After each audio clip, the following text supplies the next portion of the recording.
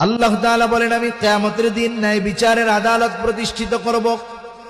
দুনিয়ার আদালত, দুনিয়ার বিচারালয়ে ন্যায় বিচার পাওয়া কঠিন, কিন্তু আল্লাহ তাআলা বলেন আমার আদালতে কারো উপরে অবিচার করা হবে না।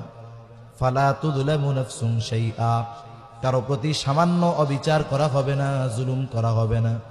আল্লাহ তাআলা বলেন, ওয়া ইন কানা মিসকালা হাববাতিন মিন খারদালিন আতাইনা বিহা, কেউ যদি দুনিয়ায় সরিষা দানা পরিমাণ কোনো আমল করে থাকে, আল্লাহ তাআলা বলেন আতাইনা বিহা, ওই আমল সহকারে আমি তাকে হাজির করব।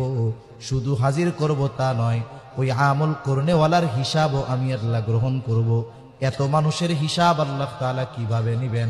আল্লাহ বলেন চিন্তার কারণ নাই, কাফা বিনা হাসিবিন, হিসাব নেওয়ার জন্য আমি আল্লাহই যথেষ্ট।